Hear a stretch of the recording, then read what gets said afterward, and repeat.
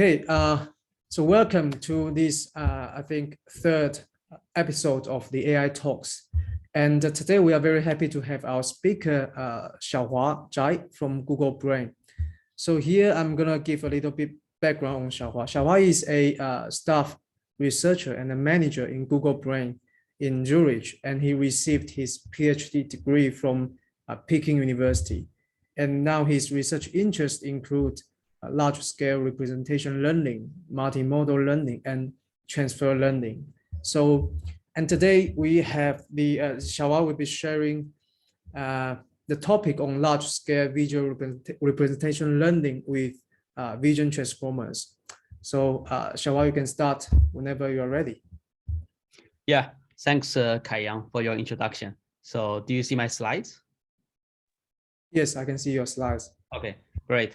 So yeah, I'm very happy to share our research. So if you have any questions, just feel free to interrupt me. So, or you can ask a question in the end. So let me get started. So the title is Large Scale Representation Learning with Vision Transformers. So our team have been working on representation learning for a few years. So what's our goal? So let me first share the Visual Task Adaptation Benchmark. So we want to learn a model in the real world, like we call this upstream. So we have access to an upstream data set. This can be arbitrary large data set. And you can use any algorithm to train a model from this upstream data set. And afterwards, adaptation algorithm could be used to adapt this upstream model to different downstream tasks. So how to evaluate it's a good representation? So we define this as we sample many different tasks from the real world. Like it can be natural images we see every day, or it can be some special images from medical domain or from remote sensing images. Or it can be from the reinforcement learning from robots, like in these controlled environments, what's the reward distance? So a good representation should be able to understand all of those aspects. So we try to evaluate the good or bad quality of the representation on the Visual Task Adaptation Benchmark consisting of a lot of diverse downstream tasks for a single upstream model. And this is our goal. So if we are training a model from scratch, normally we need up to 1 million examples. For example, the popular ImageNet dataset has 1.2 million examples. And with that, you can get performance. But with human, normally you just need a handful of images to recognize an object. Even though this object is unseen, you can still make use of some of the human knowledge, try to distinguish like the corners, shape to recognize a new object. And machine learning system or the algorithm is far from that. So we want to use pre-training to help us closing this gap and try to getting as close as possible to human level performance. So this page lists a few methods we have tried in our team. I will quickly introduce our previous methods like big transfer, pre-training large-scale convolutional neural networks on a large-scale dataset, and then to vision transformer. And I will spend a majority of my time on how to scale up a vision transformer, how to train this model, as well as how to transfer this large-scale model to arbitrary downstream unseen task. Okay, so let's study for the first method. So in this paper, it's named Big Transfer. We tried to scale up a regular ResNet architecture to using large-scale dataset and using even larger scale architecture. So before us, the ResNet 50 is commonly used in the literature on ImageNet dataset. You can see from the right top corner on the left column, it's on ImageNet. 1.3 million images.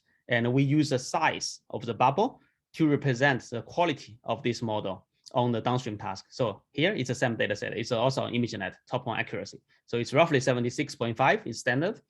So when we try to scale up this model, ResNet, to deeper, like ResNet 101, so you see the quality boost, or wider. So there's paper called a wider ResNet. So like 50, but 3x wider, it's performing even better. And if we make the model deeper and wider, then 152 layers, 4x wide, it's getting above 80% already. But when we try to scale up this model to larger data set, like on ImageNet 21K or even to JFT. So before looking at this curve, looking at this plot, we found that the model just failed to train. The model cannot progress, especially on JFT dataset. So our guess is that the standard model is using batch normalization, which is dependent on the data statistics to calculate the mean and the standard deviation and to normalize the model activations. So, but JFT has up to 300 million images. So the distribution and the diversity of JFT is much, much higher than that of ImageNet. So the model failed to get a good batch norm. So what we did is we try to use group norm, which is applied on the not on the examples level, but on the activation, as well as a weight standardization. Just simply replacing the standard batch norm with group norm and weight standardization, we can stabilize the training at scale. So you can see by switching from ImageNet to ImageNet 21K, the middle column, which is 10x larger than ImageNet, contains 14 million images. You can see that the quality goes up quite a lot. But when you continue scaling up to JFT 300 million, actually the smallest model, 50 by 1 or 101 by 1, they decreased. So if we don't have access like to train even larger model, maybe we will give up here. We say the data helps at some point, and then going beyond, the model cannot benefit more from even larger data. But luckily, we tried even larger models like 50 by 3 or 152 by 4. And then we see this trend. Indeed, if you want to train a good model on big data set, you need to also scaling up the model architecture so that you can benefit from large data. Otherwise, you may get a different conclusion. Yeah, so on the bottom, this is model performance comparing with the state-of-the-art methods back then, 2 years ago. And you can see that with the ViT model, which is a blue curve, it not only achieves state-of-the-art performance, but also get very good few shot performance. Like on the left, you see these dots. On the leftmost is 1 shot and a 5 shot, 10 shot, 25 shot. And for example, ImageNet with 25 shot, it already goes above 80% top one accuracy. And even on CIFAR 10 with 5 shot, which means it's only 50 examples, and the model is going close to 95% top one accuracy with a giant model, close to 1 billion parameters. So this is a counterintuition before this study. Okay, so let me go to the next topic. So less inductive bias. So convolutional neural networks has been used in the literature for a couple of years. And starting from Alex Led, showing on the bottom left, this has revolutionized the field and getting encouraging and exciting results on the ImageNet classification benchmark.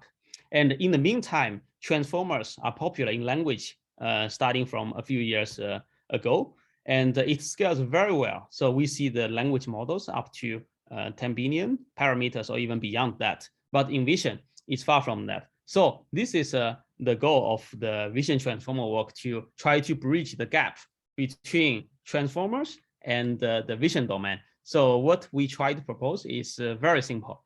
So we take an image as input and split the image into different non-overlapping patches. And for each patch, we use a linear projection layer to project this patch pixel to embeddings. And then, for example, for this image, we split into 3 by 3 grid. So that means we get 9 patches, and we will get 9 projected embeddings, let's say 512 dimension. Then you would get those patch embeddings, just like token embeddings in the language domain. And we simply attach this positional embedding for each of the token, and we append a new classification token on top.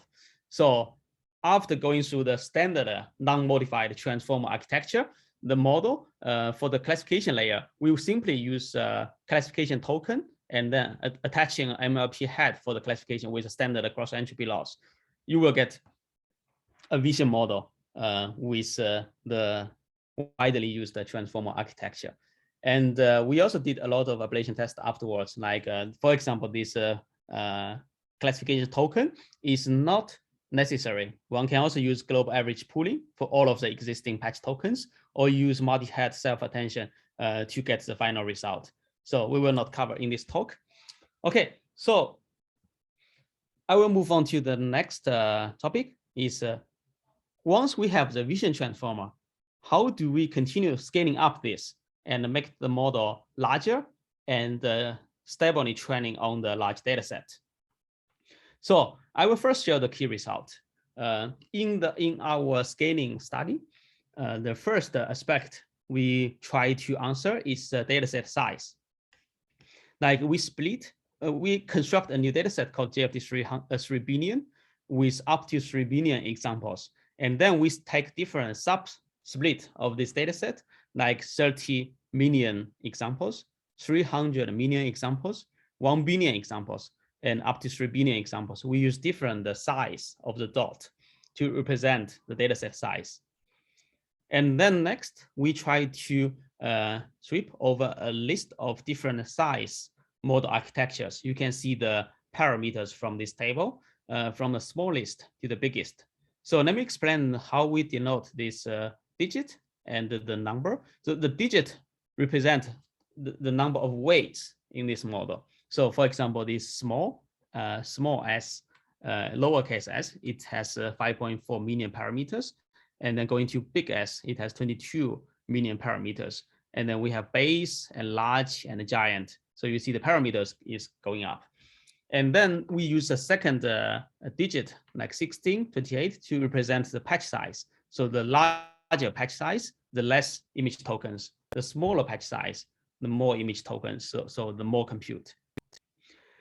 And this plot shows all of the experiments we run on the different subset of the JFT dataset with different architectures. So you will see that there are sometimes a curve collecting different points. So this means it's the same model on the same dataset, but only trained for different durations. So that's the reason you can see those curves span across the x-axis is compute, but the dataset size and the model size is exactly the same as long as if they fall into the same curve. And then next, we try to use some way to estimate the scaling laws recipe, try to fit this frontier of this all of the dots on the frontier and come up with this scaling law. So this actually shows that the limit of this of classification of ImageNet is roughly 91%. So its error rate, the limit is 0.09, which is 9%. So that means if your model is higher than 91%, so it's already closing to the limit. And then we have another paper called "Are We Done with ImageNet?" It also shows that we ask the raters to rate all of the ImageNet test set, and we figured out that if the raters today they say this is correct and this is wrong, we take all of the raters correct rating and we try to evaluate this on the original ImageNet ground truth. This is actually below 91%. So it actually hints that it's close to the limit. And this is one of our follow-up work on estimating better scaling law recipe. So in the above plot, we show that how can we come up with a recipe to estimate the shape of all of the points we have already trained. And this paper tried to extrapolate the future points instead of interpolate the existing points. So with this paper, we now have the ability to predict larger model performance, even on larger data set, without actually training all of those new and orange points. I will not spend too much time on this. If you are interested, you can take a look at this. And the first conclusion from this large scale study is that when one scale up compute and model and data together, they improve representation quality. So on the right and bottom point, you see the biggest model, the biggest data set, and it actually achieves the best ImageNet error rate.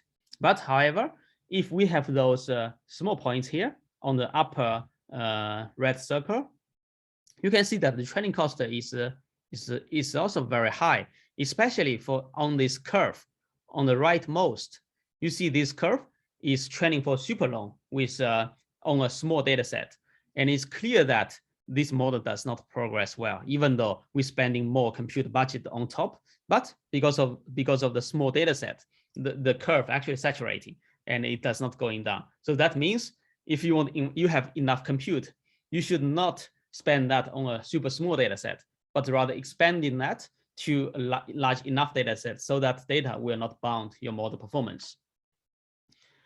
And the second observation is that if we plot replot this with x-axis, shows a model size, we're using G flops.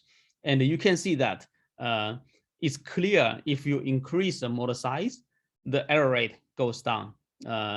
So it can be bottlenecked by model size. If you are using a super small model, then it's also not likely you can get good performance like all of those deep blue points, even though you scale up the compute, but you don't see too much improvements. And finally, it's about the large models could benefit from additional data. Even when we're going up from 1 billion examples to 3 billion examples, we see a huge jump. And this is a very interesting conclusion. It's also consistent with the past observation in the big transfer paper on few shot. So in this plot, x-axis shows how many examples seen during pre-training, and the y-axis shows downstream performance. And you can see that with the 3 different curves, from tiny to base to large, the model size changes. So that means compute changes. But the most interesting thing is that if we want the 3 models to achieve the same level of error rate, actually the small models like tiny 16, it needs more examples seen to reach this level of error rate. So this also means that large models is more sample efficient. If you don't have enough examples or you don't have enough compute or to train for long enough, then you should just try to use a larger model so that it can quickly fit to a low error rate comparing to a smaller architecture. And the 5th point is that we did the same scaling study on ImageNet 21K dataset and have almost the same observation, even though the dataset size is much, much smaller to 13 million examples. So that means this scaling laws actually holds on this medium-sized dataset and on big datasets. So yeah, if we want to design a future architecture, then we should just take a look at those scaling laws, try to make sure we are not designing a model bounded either by data or bounded by the model size. Yeah, the method when we released it is on top of ImageNet from papers of code. And this plot shows few shot performance with our model. So x-axis shows 1 shot, 5 shot, 10 shot, and 25 shot. And then y-axis shows ImageNet top 1 accuracy. So you can see that going to similar to 5 shot to 10 shot, this model already goes above 85% top 1 accuracy. And yeah, we listed the other methods for reference. It's not a direct comparison. And this compares the ImageNet numbers with previous methods on ImageNet, and it's clearly getting state-of-the-art result there. And also we tested this model on the out of distribution variants of ImageNet, like the recently collected ImageNet V2 or the ImageNet real, which is reassessed the test set with human raters. And the last one is ObjectNet. So it's collected by raters from around the world and with many different poses of the object. So it consists of very diverse views and locations and the size of the object compared to the original ImageNet dataset. It's quite challenging. And finally, we also evaluate on the VTAP dataset with 19 very diverse tasks. Yeah, it's clear that just the scaling up the vanilla ViT, we get state-of-the-art or close to state-of-the-art results on all of those challenge benchmarks. And now I will show the training recipe for our method. So the first thing we need to care about is memory efficient optimizer. So with the model, Adam actually needs 3x the model size memory. And so this is actually quite expensive. If we have a model with 2 billion parameters and with 3x memory, this may kill the training and we need to distribute the model. So to save memory, we could try to save the momentum in Adam in half precision, like we call it this B float 16, normally 32. So this can save half of the model size. But this is still far from satisfaction. So we go with 8 factor, which in theory needs only 1 times the model memory, but default setup did not work. So we reintroduced the first momentum in half precision. And also we did a few small minor adjustments to the ADAM implementation. And with all of those, it works with the giant ViT architecture. And in total, it needs 1.5x memory. This 0.5x is used for the first momentum, which we introduced back. And this plot shows all of the architectures we used in the paper. So we list those ViT-L and ViT-H from the original ViT paper, and we list ViT-G and ViT-Big-G, capital G, from this paper. So the difference between those colors is that with the orange color is standard ADAM optimizer, and this green color is ADAM optimizer with half precision first momentum, so that can save a bit memory. You can see this already help us getting a much larger model like ViT small g. And then with 8 factor optimizer, we can go even further with this blue color points. And you can see we select these points on the color. We select all of the checkpoints. We select all of the model shape according to our experience. But now with the new scaling laws recipe, which can extrapolate, we can find the best architecture in our future work.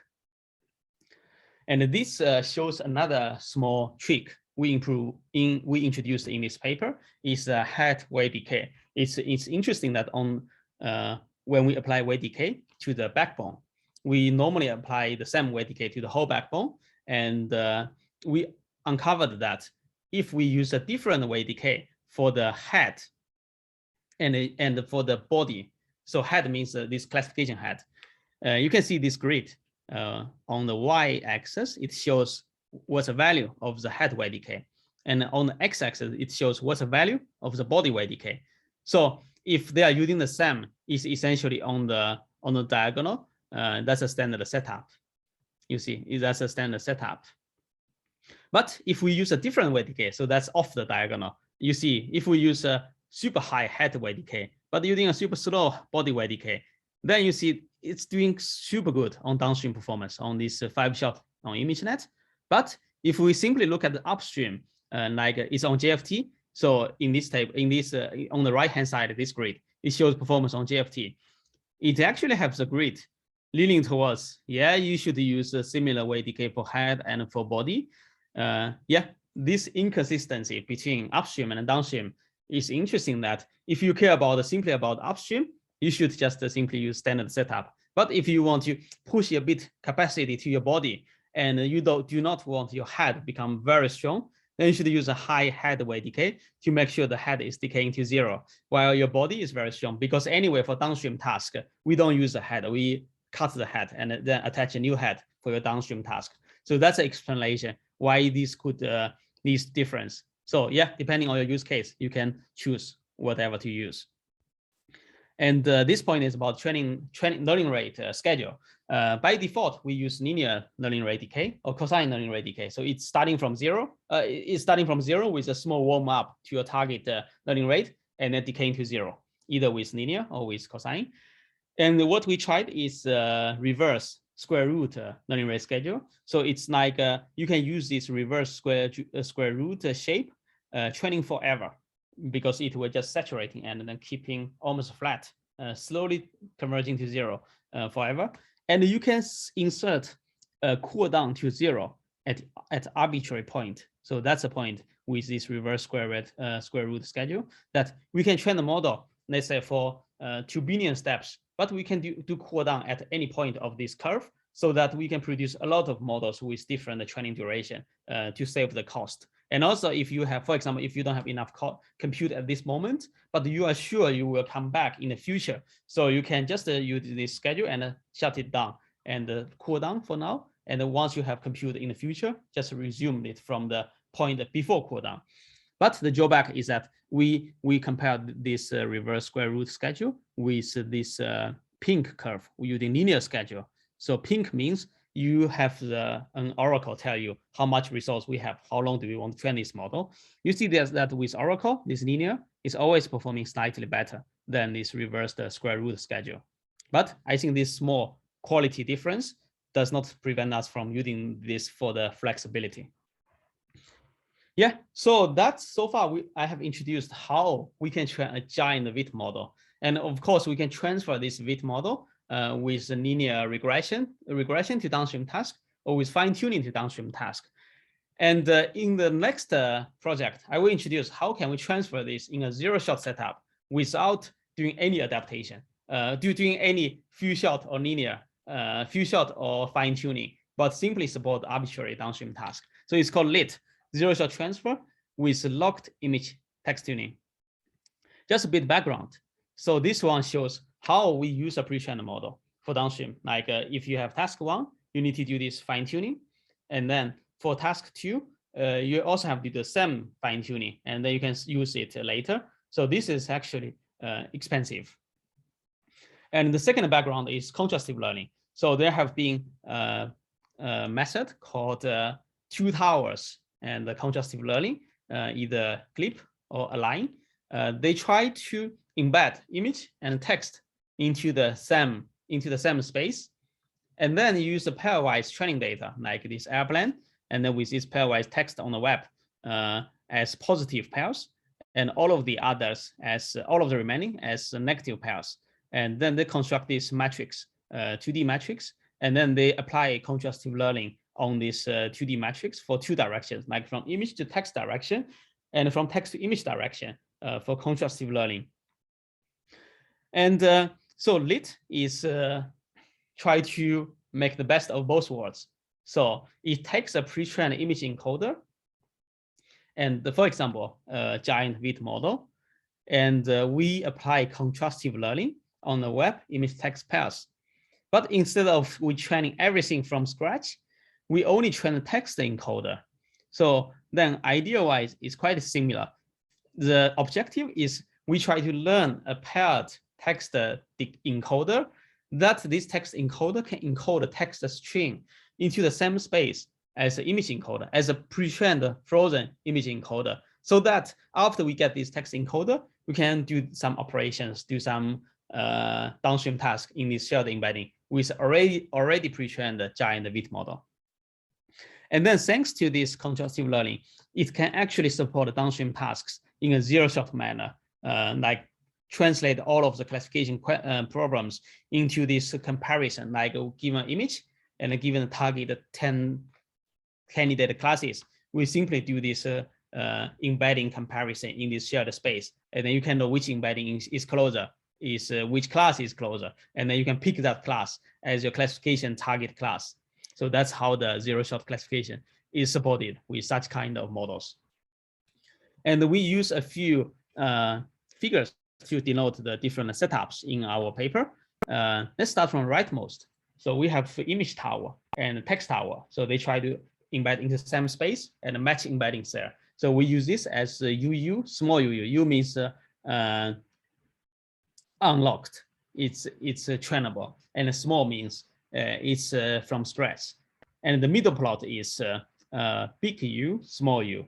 It means image tower is unlocked, but image tower is pre-trained. For example, we take a ViT-G and we unlock it, and but we initialize from ViT-G. And the leftmost is called LIT. It's locked image tower and also pre-trained. Like we take the weight and then we freeze it. We only train the right-hand side, the text tower. And thanks to this method, it actually closed the previous best methods, clip and align, which is roughly 75, 76, and to the supervised state of the art, which is slightly above 90%. And LIT achieves 85% top one accuracy, zero shot on image data set. So this almost closed the gap. And on the left-hand side, it's actually more exciting because it's on the public data set on the YFCC 100 million subset, and clip only gets 30, slightly above 30. But with LIT, setup. Like we pre-train this method on ImageNet 21K, and then we try to tune a text tower on YFCC.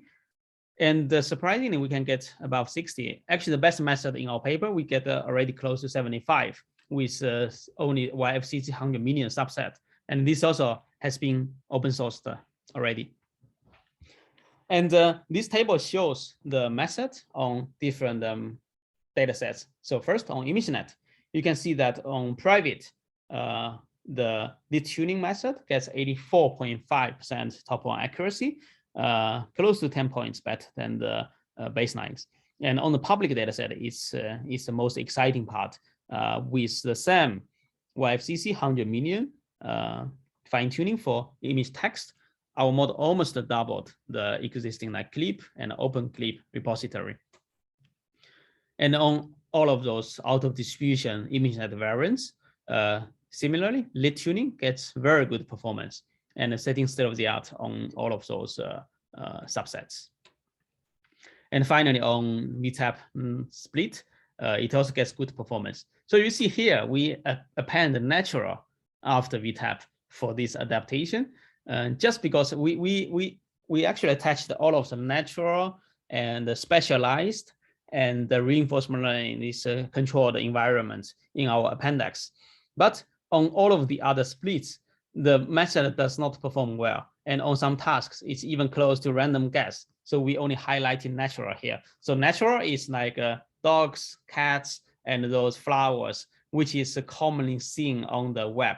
So that's the reason why those methods could perform good on natural, but on all of the other specialized and for these controlled environments, the model suddenly gets much worse performance because of this domain shift. And next, I will try to explain why does lit work. So this is an easy ablation test. On the right-hand side, you see we compare the three setups. UU, small UU is 50. It's the worst, no doubt, because it does not take the benefit from pre-training. But for the big U, small u, and the big L, small u, it's actually a fair comparison. The only difference is both of them use pre-trained weights. And the only difference is whether we lock the image tower or we fine-tune the image tower. And surprisingly, fine-tune the image tower hurts the performance significantly, even though they see the same information, they see the same pre-trained weights. And on the left-hand side, we did a more exhaustive comparison on YFCC 100 million on the public setup. And you see there are so many combinations, LU, L small UU, and big U, big L. So on the right-hand side, L means it's locked text tower with a pre-trained text checkpoint. And you can see that all of the tries we have done on the text side with locked tower, it didn't work. The curve is almost flat. And with small u and with big U on the right, they get more or less same performance. So we did not benefit too much from a pre-trained text tower. And then on the left-hand side, from big U to big L, we see this big jump. And from small U to big U, there's also another big jump. And what's also interesting is that on retrieval, like image to text retrieval and text to image retrieval, the ranking actually changes. The ranking shift.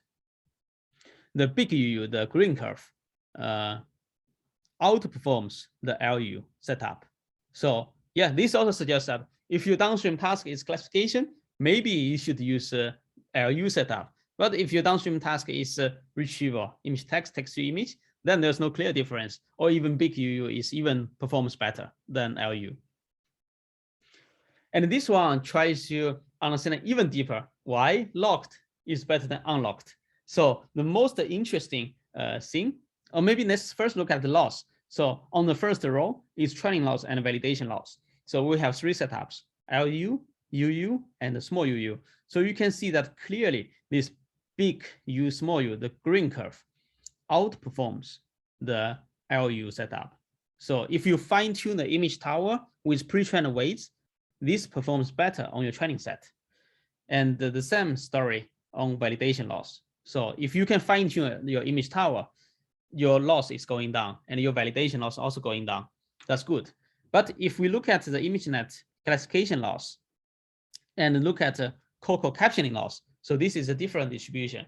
It's different behavior. Like if you lock the image tower, it performs better. So that's also suggests why we should look into as many downstream tasks as possible. So you get different conclusion. And the most interesting is third row is like the ImageNet 10-shot and the CIFAR 10-shot. So you see that with locked image tower, of course, it's flat because it's the weights, the embeddings has not been changed. But with UU, if you fine tune the image tower, it quickly destroys the image tower and thus give us a very bad performance afterwards. And then after a certain point, this model tries to catch up. And same story on CIFAR 100. But always this big U, small u performs better than small UU. So that's the reason we see this ranking in the previous table. And this one tries to explain why the data, the image text pre-training could destroy the embedding. So on the left-hand side, we usually use some good ratings like images with proper label to train image tower. So this is super clean. But on the right-hand side, it's a web image and text files, which could be very noisy. So the data quality is absolutely lower than a rated, curated, supervised data set. So that could be the reason. If you fine tune the image tower, it may destroy your embedding representation. So yeah, the question becomes whether to fine tune your pre-trained weights or not fine tune pre-trained weights. It depends on your current data quality. If you feel like the current data quality has higher level than your pre-trained weights, then you should fine tune it. Otherwise, you should freeze it. So that was the takeaway. And we did a few more ablation tests. First, we asked, is a good performance comes to labels in the pre-training? So for example, we take models on ImageNet dataset. And we take models on ImageNet 21K dataset. So all of the three models we take because the embedding performs similarly on the full ImageNet fine-tuning setup, like they always get 77, roughly 77. But the top two rows does not use labels. And the third row use labels. And you can see that with zero-shot transfer to ImageNet, they are all fall into the same range, 55. So using labels is not the key to make everything work. And then second, is it due to duplicates? So of course, in our study, we did a thorough deduplication of our training set to all of the downstream test splits, as well as downstream training plus testing splits. So we have three different versions. First is we don't do any dedupe. So that means there's zero duplicates between upstream and downstream. Or we just do deduplication against the downstream test splits. So we remove about 2.6 million examples from the training set. Or we make it even stricter. We remove all of the duplicates between train and test. So this would remove 3.6 million examples. And you can see that on downstream performance. On ImageNet, it just goes on a little bit. And on retrieval, it goes down maybe slight high more, but also it doesn't affect the story. So in our paper, we always fall into the third row, the most strict dedupe, to make sure we does not leak any of the downstream training examples and any of the downstream test examples to the training set. And this table shows, yeah, if we apply LIT, the locked image tuning to other architectures, because it's quite a general recipe. All you need is text tower mapping embeddings. So as long as you have a black box model, which can produce embedding, you can apply LIT on top. And it's interesting that we tried on ViT, we tried on Mixer. Mixer is using MLP as a backbone. And with BIT is using convolutional neural networks as a backbone. And they always get similar, not similar, but close results on the adaptation on ImageNet, 79, 76, and 77. But on zero shot is after LIT transfer. You can see that ViT performs the best. And then Mixer performs afterwards, and BIT is the worst. It's big transfer. And you can see clearly the rank changes between fine-tuning and between zero shot. Like Mixer performs worse than in fine-tuning than ResNet. But on zero shot, Mixer is performing better than ResNet, and ViT performs the best. Maybe because text tower is also transformer architecture, and the mapping transformer to transformer could be easier. So that was our guess. And this plot shows the capacity impact to the architectures. So x-axis shows different image tower impact. So if you increase image tower from base to smaller patch size and larger sequence, to larger architecture and to giant architecture. You see a clear jump. And y-axis shows a large text model. So we use stacked bar to represent different architecture, like the smallest is base, and then we stack on top is large, and then we stack even on top is huge text tower. So you can see that with both image and text, we get diminishing return. Like with a reasonable size of text tower, it already performs pretty good. And then going above, you get very tiny return on those curves. Yeah, this one shows the impact of contrastive loss. So with contrastive, there are two ways to calculate them. Either you calculate it across different accelerator chips, you collect them and do this global contrastive loss, or you do it on your local chip and summarize contrastive loss across all of the accelerators. So clearly, the larger batch size for contrastive computation, the better performance. And this global performs clearly better than local. And if you continue scaling on batch size from 2000 to 32,000, you see a clear trend of the downstream performance.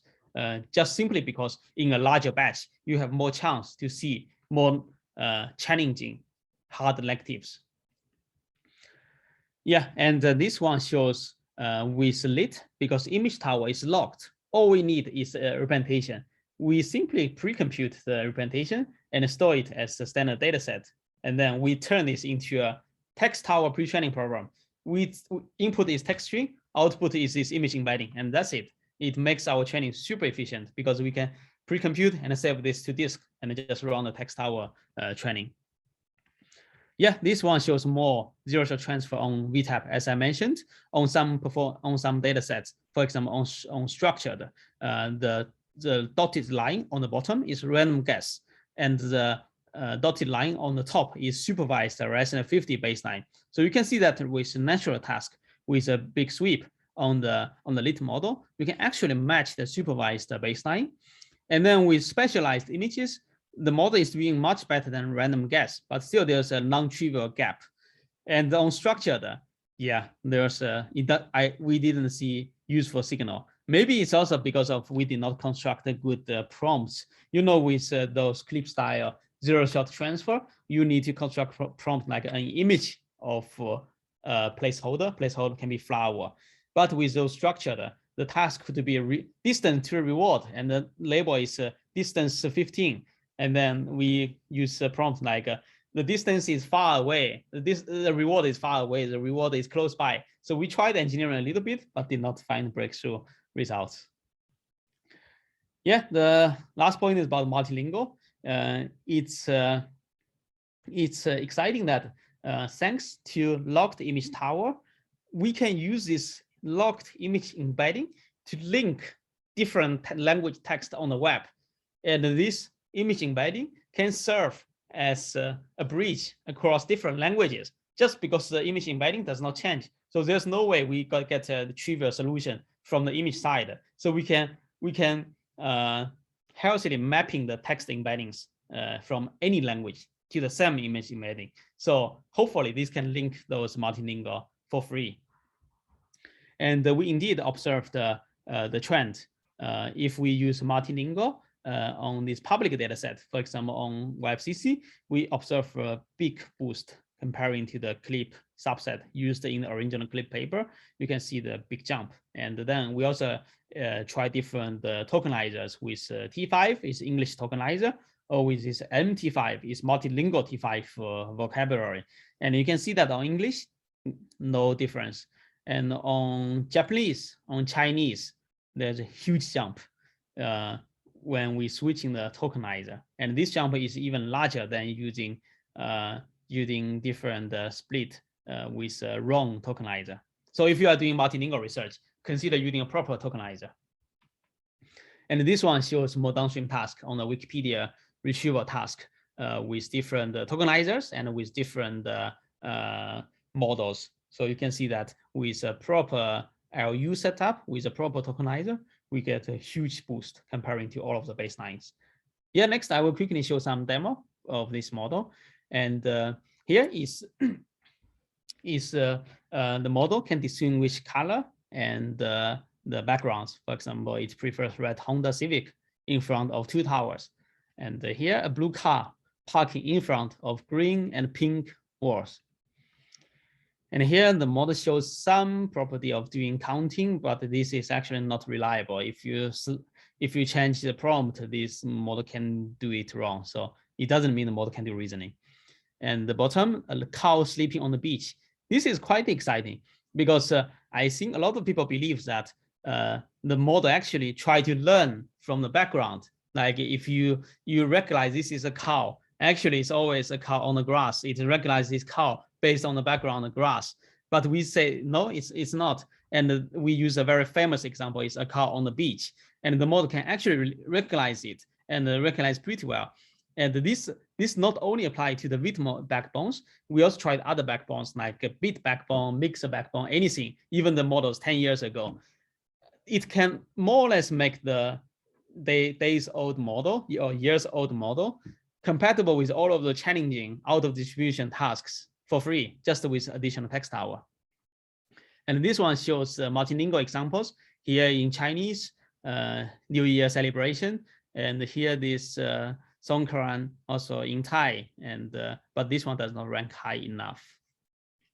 And of course, the model is doing a lot of failures as well. Like here, you see the cannot distinguish those emoji with the subtle differences. And yeah, take a look at this live example.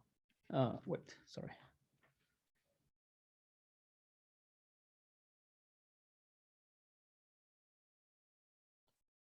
So you see, this is an apple.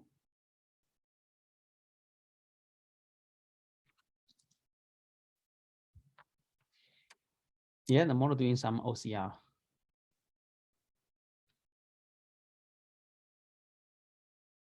Yeah, this one is a top picked one. An apple with a stick with a text iPod. So yeah, this is also the emerging property of a model if you learn from web data. Just because from web image and text pairs, sometimes you just input the OCR text in the alt text. So the model just learns that for free. So if you want to play with this example, just go to the following link, it's live. And if you also want to try some of the models, you can visit the Big Vision GitHub repo or go into the Vision Transformer repo. We have released the models there. Yeah, that's all for my talk. So let's take some questions.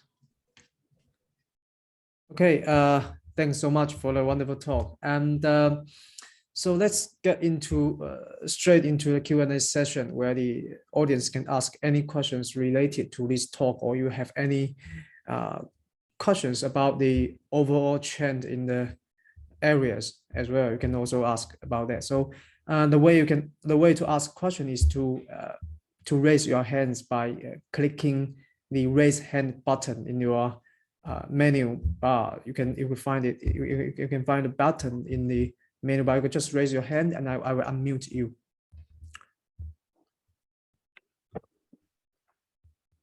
Let me see.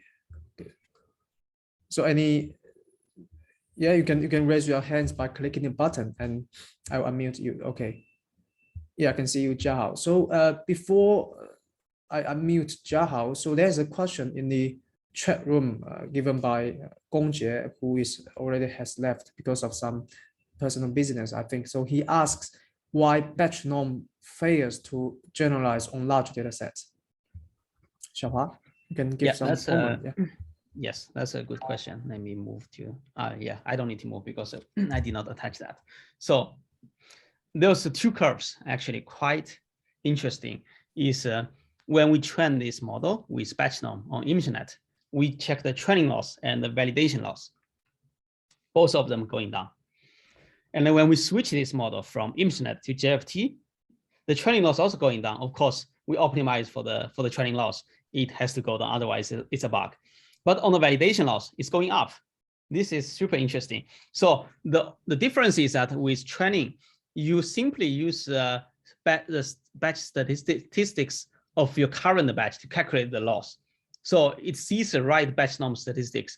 But on validation, you actually use the batch norm statistics from your training set to try to estimate this for all of your new examples. And because validation is from a different mini batch as a training, so it can be super diverse on JFT. And our conjunction is that these a few vectors cannot estimate the distribution of JFT examples. So these batch norm parameters just failed to estimate properly for the validation examples. So the validation loss goes up. And when we try to replace batch norm with other normalization methods, does not depend on the training example statistics, we see this validation loss goes down immediately. So yeah, and also of course on ImageNet, it's one single object and stayed in the middle and with not many images, and the diversity is much, much lower. So with all of those evidence, we believe this batch norm caused the big issue when you train this on super diverse data sets. There's also another evidence we observed from a different project. It's called S4L. It's a self-supervised and semi-supervised learning. So we have two streams of data. One stream of data we do semi-supervised learning, do self-supervised learning. The other stream we do supervised loss. There are two mini batches, and we actually find with batch norm, the two mini batches, they are competing with each other. If we use the same batch statistics, we have either used conditional batch statistics to decouple them, or we switch to different normalization methods. And with JFT, there are just so many classes. It's not reality. You can use condition on 10,000 classes. I see. That's quite interesting. So by the way, have you tried using, for example, layer norm instead of batch norm in your experiments? And any thoughts about that? Yeah, I think we have played with a bunch of them, and the group norm is the best, and we picked that eventually in the big transfer paper. Right. Because I sort of remember I saw someday I saw on Twitter that a paper says if you use layer norm, then probably you can remove all the failures or mistakes caused by batch norm. I don't know. I don't remember which paper it is, but yeah, I think I have seen that. Yeah, maybe that's relevant. So if your data distribution is extremely complicated, then batch norm, it cannot catch the distribution, because batch norm is normalized on, you see, n is your batch size is a number of examples, and all of the layer norm, group norm, instance norm, it does not depend on your batch size. I see. Yeah. Okay. So let's get to Jiahao. I have unmuted you. Jiahao, you can speak up. Yeah. Okay. Hi, Xiaohua. This is Jiahao speaking. Thanks for your wonderful talk. Actually, in your talk, you have introduced the scaling laws in vision transformer in supervised learning setting.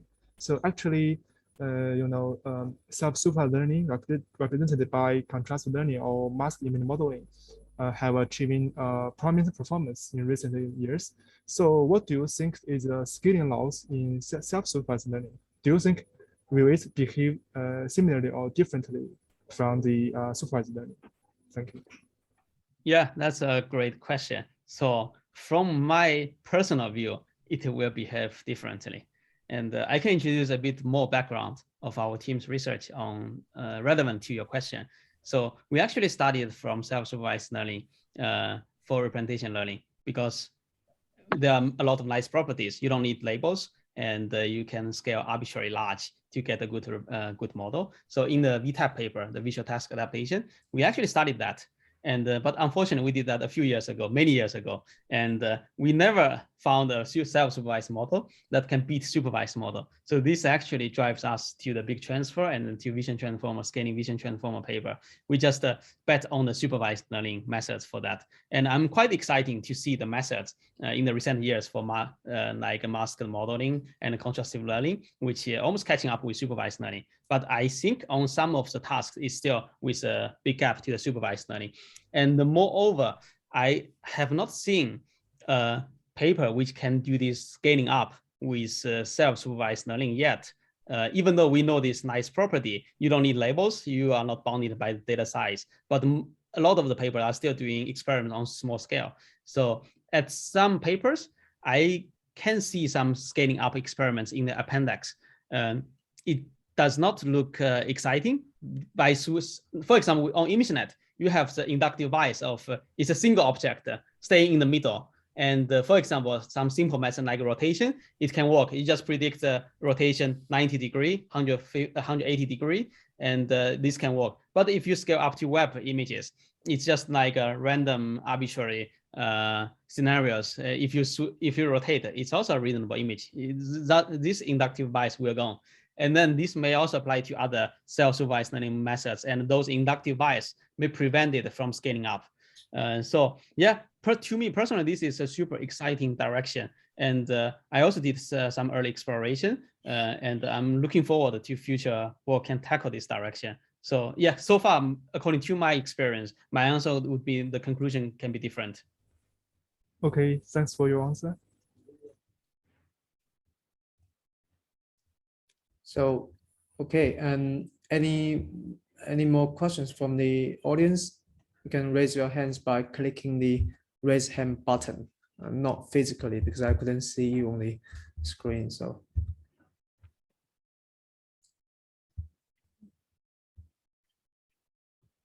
Oh, we got Richard, yes. Yeah, Richard, I have unmuted you, so you can speak up. Yeah. Hi, Xiaohua. This is Rachel. Can you hear me? Yes, yes. Oh, can you go to the scaling law? I recall there's one conclusion quite interesting to me. It says big models are more sample efficient. Yeah, because based on the common intuition, big models requires more data to train and fit, but that's just a little bit counterintuition. So can you elaborate a little bit about this? Yes. So yeah, there are actually two plots relevant to your question. So let me first go to this one. So this one shows that big models actually converges faster, and it also uses more compute if they are using the same image scene, right? Because the model size is larger. And so yeah, and in this plot, it clearly shows that big model can make better use of your examples. So if you don't have enough training duration or not have enough examples, then big models can fit them much faster. So this is also like overfitting. Big models can fit super fast. But if you keep this model training for very long, then big models clearly will overfitting, right? It will quickly goes down and then goes up on your validation set. So this conclusion maybe holds at the beginning why this is super sample efficient. That's the first explanation. And then the second explanation is for the few shot transfer for those big models. It's also counterintuitive because the big models have up to 2 billion parameters. And we can even train this on ImageNet with 5 shot. 5 shot means 5,000 examples. And if it's 5 shot on CIFAR-10, then it's only 50 examples. And if you can compare the examples to the number of the parameters, it's just a giant gap. And so our guess is that the model, if you fine tune the model on those few shot scenarios, the loss would quickly goes down to zero, And then if you continue training this, the model does not get additional gradient to update the weights. Of course, we also use a small learning rate. And so that the model does not have a chance to overfit. So that's the reason why this giant 2 billion parameters model can perform good on CIFAR-10. And just because the loss quickly goes to zero and then stay in zero, almost zero for flat. So it doesn't destroy the model weights. Yeah, that's the explanation for the two cases, why this is more sample efficient. But if you really have limited data and you have tons of compute, you want to train it for super long, then you will see it will also get bounded. But if you have it, you don't have enough data, you don't have enough compute, then maybe big model is a better goal. You can fit it super fast. I see. Thank you. Okay. Yes, it's indeed very interesting to see that such a large models can be sample efficient. So, any more questions from the audience? You can raise your hands by clicking the raise hand button.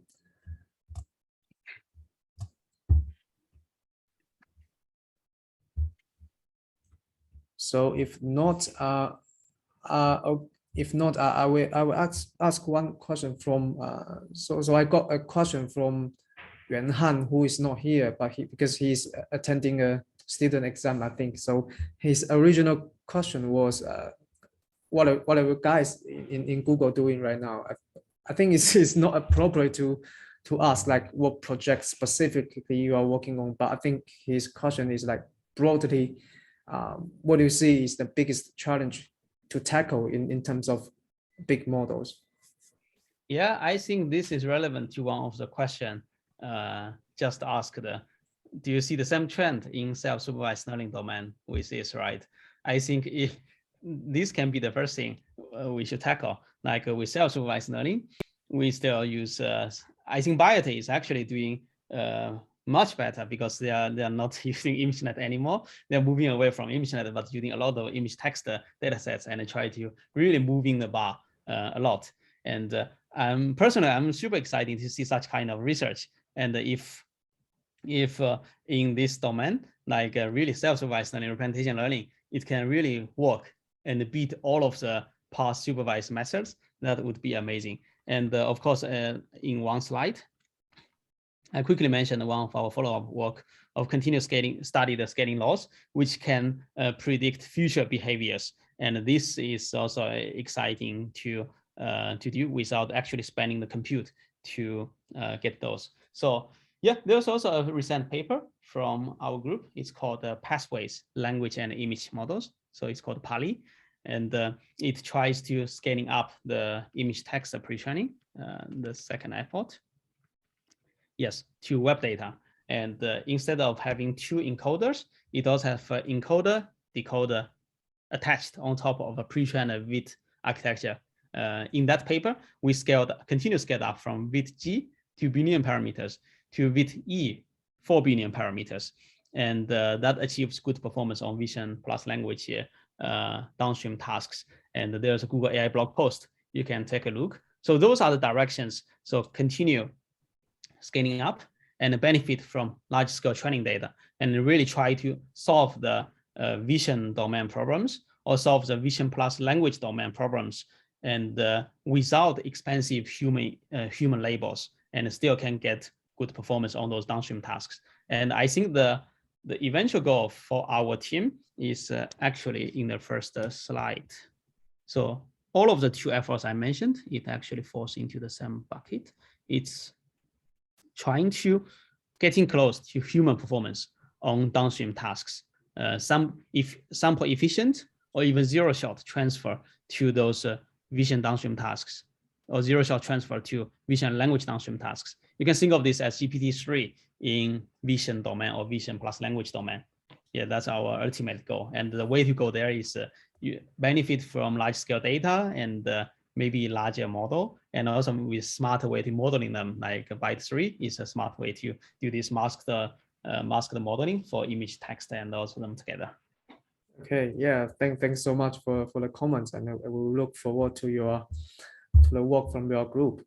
And so if there's no more question, we can end the talk here.